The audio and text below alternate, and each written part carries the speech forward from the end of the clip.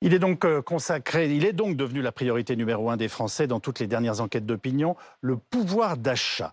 Et le moins que l'on puisse dire, c'est qu'il est en baisse en cette rentrée. Les prix de l'alimentaire, notamment, ont augmenté de 12,7%. Alexandre Bompard, PDG de Carrefour, était ce matin sur France Info. Et pour lui, si le prix des caddies reste aussi haut, c'est d'abord la faute aux industriels. On l'écoute. Les cours, en moyenne, ont baissé de 20, 25, 30, 35%, que ce soit les cours de matières premières, que ce soit les cours énergétiques, etc. La réalité, c'est que les industriels, en dépit de la baisse de ces cours, en dépit de la pression mise par les pouvoirs publics, ont décidé de ne pas renégocier.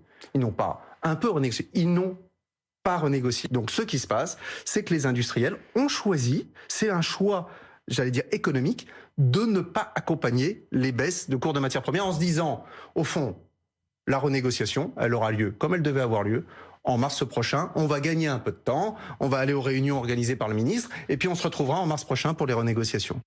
Avec nous pour analyser et commenter la situation sur le front de l'inflation, Frédéric Souillot, secrétaire général de Force ouvrière, Jean-Yves Manot, président de l'association de consommation CLCV pour consommation, logement et cadre de vie. Je le rappelle, Cécile Denré, journaliste du service économique et social de BFM TV, Laurent Neumann, éditorialiste politique de notre chaîne. Cécile, est-ce que le gouvernement partage le constat qui vient d'être fait par Alexandre Bompard ?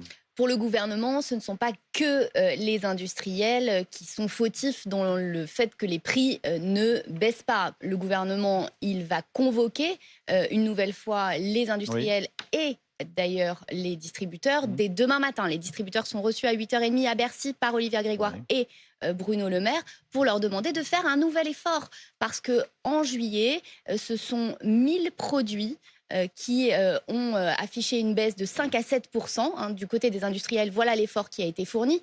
Dans un hypermarché, pour vous donner un ordre de grandeur, il y a 25 000 références. Oui, c'est faramineux. Donc pour la ménagère, si vous voulez vous rendre compte que 1000 produits ont baissé, finalement, ça ressemble à quelque chose d'anecdotique, bien que les efforts, et il faut le reconnaître, aient été faits sur des produits qui sont des produits clés quand même, des produits phares. Danone, il a baissé par exemple sa marque phare de yaourt. Donc il y a quand même des références qui ont baissé, mais ça ne suffit pas pour faire le poids face à une inflation qui aujourd'hui est de 12,7% sur les prix de l'alimentaire. Pour les Français, ça pèse très très lourd. Et Bruno Le Maire, il a bien en tête les chiffres de l'IFOP, une enquête de début juin, qui disait que les Français, ils sont très très nombreux, près d'un tiers des ménages, n'ont plus que 100 € à partir du 10 du mois pour finir le mois. Donc c'est vraiment rien du tout. Voilà où on en est. Laurent Neumann, y a-t-il la moindre chance que demain cette réunion à Bercy puisse avoir une influence, en particulier sur nos industriels ? Je ne vais pas pronostiquer ce qui va se passer demain. En revanche, je suis capable d'analyser ce qui s'est passé ces derniers mois. Or, ces derniers mois, toutes les menaces, entre guillemets, ont été vaines. Alors oui, les prix ont baissé sur un certain nombre de produits, mais globalement, très peu d'industriels ont accepté, malgré la baisse des matières premières, de baisser leur prix. Et en cela, Alexandre Bompard a raison. Vous vous souvenez que le gouvernement avait menacé de dénoncer publiquement les entreprises qui augmentaient indûment leurs prix ou, à l'inverse, celles qui ne les baissaient pas alors que les matières premières baissaient. Et pour le coup, personne n'a été dénoncé publiquement. Et même, le gouvernement a brandi, alors là, pour le coup, pour les industriels, c'est l'arme nucléaire, l'arme de la fiscalité, en disant « attention, vous allez voir ce que vous allez voir ». Et pour le moment, rien. Et pourtant, le ministre de l'économie continue de brandir ces menaces aujourd'hui même. On l'écoute.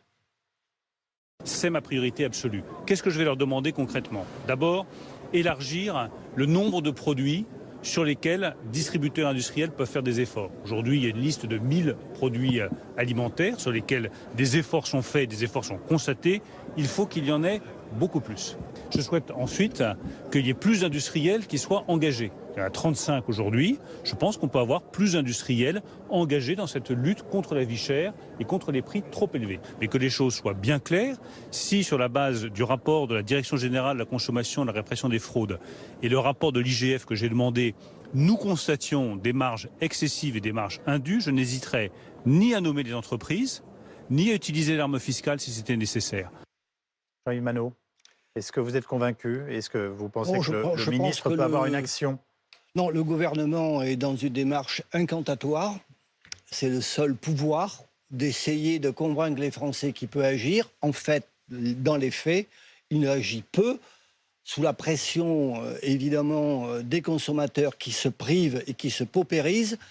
Je pense que les grandes surfaces et les distributeurs, les grandes surfaces notamment, baissent le prix dans des opérations promotionnelles, mais pas de façon durable. Le gouvernement ne peut pas agir ou ne veut pas agir. C'est pas la même chose. Je pense que les prix sont libres. Les prix sont libres dans notre pays. Il n'y a pas de loi. Aujourd'hui, c'est une réalité. Oui, mais il y a des moyens de pression qui peuvent exister. Sans aucun doute, mais à condition que les menaces qui sont brandies aille au bout. Et jusqu'à maintenant, Bruno Le Maire annonce des menaces et recule régulièrement. Et puis, je pense, au nom de la transparence, d'une négociation directe entre ministre et un distributeur ou industrie agroalimentaire, eh bien, je ne vois pas pourquoi des organisations de consommateurs ne seraient pas présents, témoins des engagements des uns et des autres, parce qu'aujourd'hui, on entend un ministre, on entend potentiellement les représentants des industriels, mais qui disent « Ah oui, c'est pas moi, etc. Je fais le maximum ». Non, c'est pas le cas. Aujourd'hui, les bénéfices de la grande distribution et des industries agroalimentaires explosent. Plus de 84% des Français sont inquiets pour leur pouvoir d'achat en ce moment, Frédéric Souillot. Et voilà, la progression est incroyable. Ils étaient 67% en janvier 2022. Ils sont quasiment 85% en août 2023. Malheureusement, je vais employer une phrase que j'ai déjà employée ici sur ce plateau. Rien de neuf sous le soleil. L'année dernière, le premier communiqué de presse intersyndical où il n'en manquait aucune, c'était sur la loi pouvoir d'achat. Puisque ce que nous avions appelé les rustines, les chèques énergie, chèques carburant, chèques alimentaires, nous disions que ce n'était pas la solution. La solution, c'était d'augmenter les salaires et surtout de regarder la conditionnalité des aides publiques, puisque ça, c'est une arme dont peut se servir le gouvernement, vis-à-vis de telle ou telle entreprise qui ne jouerait pas le jeu, notamment sur l'inflation. Et on vit une époque que nous n'avions pas connue, où nous étions jeunes. Nous n'avions pas connu cette inflation depuis 1987. Alors aujourd'hui, qu'elle plafonne ou pas, mais les dépenses contraintes, elles n'ont pas reculé. Et c'est avec la paye qu'on remplit le frigo. C'est pour cela que nous disons contre les politiques d'austérité et pour l'augmentation des salaires et des pensions. Alors on va voir avec vous, Magali Chalet, si c'est mieux ailleurs. Face à l'inflation, de nombreux pays d'Europe ont augmenté les salaires pour éviter en fait une crise sociale, Magali. Oui, mais souvent en deçà de l'inflation. Vous vous souvenez qu'il y a eu de nombreux mouvements sociaux d'ampleur et de grève pour obtenir ces augmentations de salaire, comme par exemple en Allemagne, où les salariés du public ont obtenu des augmentations de salaire progressives, regardez, de 5,5% ou au moins 340 € par mois à partir de mars 2024. Et puis, depuis juin, ils bénéficient également d'une compensation de l'inflation d'un montant de 3 000 € qui est versé par tranche. Ensuite, en Espagne, là, le SMIC a augmenté de 8% au 1er janvier dernier, mais en réalité, avec l'inflation, les Espagnols ont perdu du pouvoir d'achat à hauteur de 4,2%. Et puis, les syndicats ont également signé un accord avec le patronat qui prévoit également des augmentations de 4% en 2023, 3% en 2024 et même chose en 2025. Mais ce sont de simples recommandations.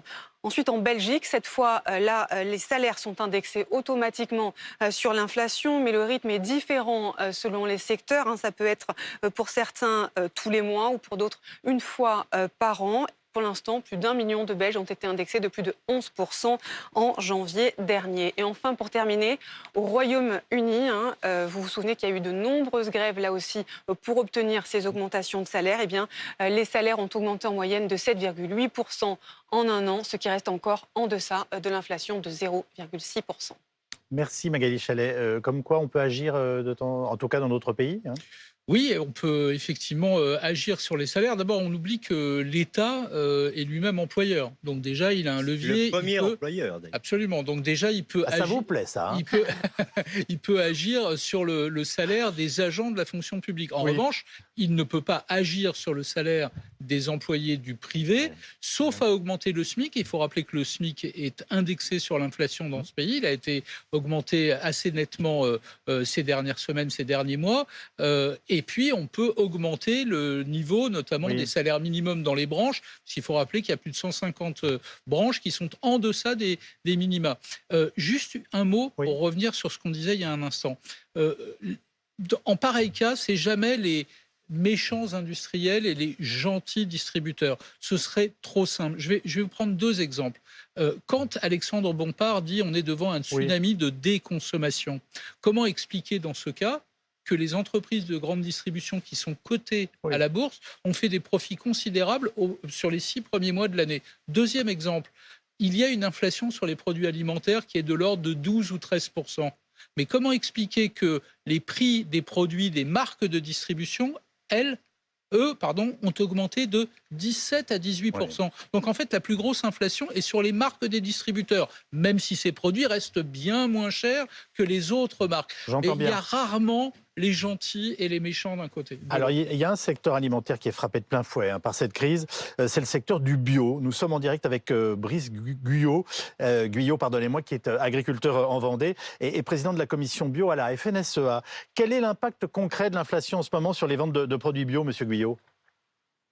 Et donc la consommation a baissé, mais ça, tout le monde en est conscient. La consommation aussi et surtout du produit bio, dû au prix, surtout à un choix du consommateur. Et donc ça impacte directement le producteur, car nous, nos produits ne se vendent pas à la même hauteur en termes de volume principalement et aussi en termes de prix. Et donc ça perturbe tous ces gens qui se sont reconvertis et qui sont dans la filière bio en ce moment. Donc en fonction des filières, on a vraiment de très grandes difficultés, principalement dans le secteur de l'élevage. Beaucoup d'agriculteurs sont incités pour des raisons environnementales évidentes à basculer sur des exploitations bio ou en tout cas sur l'agriculture qu'on qualifie maintenant de raisonnée. Est-ce que votre branche en ce moment est menacée par l'inflation et donc aussi par l'engagement qui pourrait être celle de nouveaux et de jeunes agriculteurs qui soient tentés par ce mode de culture ? Eh bien, juste un exemple, en 2021, on avait un certain nombre de conversions qui ont divisé par 2 en 2023. Voilà. Oui. Les gens ne viennent plus dans des productions qui sont avec des marchés bouchés. Et donc, beaucoup d'agriculteurs souhaiteraient seulement passer le pas à venir dans cette agriculture. Et dès que le marché n'est pas porteur en ce moment, on espère que ça reviendra, eh bien, les agriculteurs ne font pas le choix de venir dans cette filière-là. Merci en tout cas d'avoir pris la parole ce soir pour exprimer ces difficultés qui sont les vôtres. Je vous vois réagir.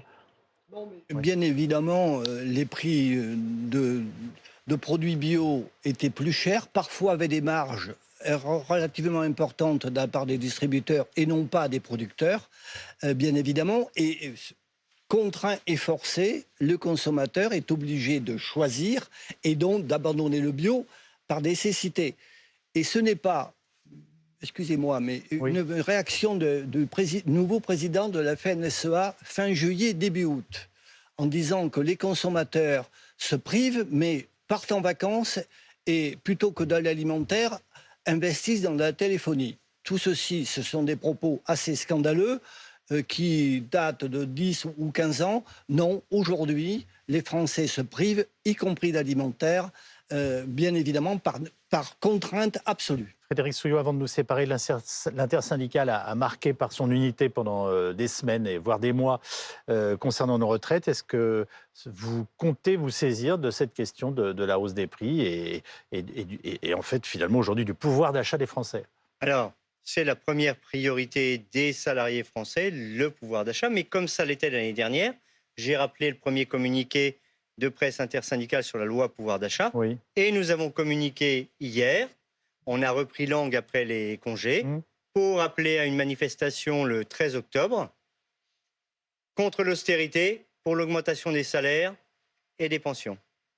Vous nous rappelez la date ? Le 13 octobre. Bon, et vous serez dans un mouvement unitaire ? Enfin, il ne manque aucune organisation syndicale sur le communiqué.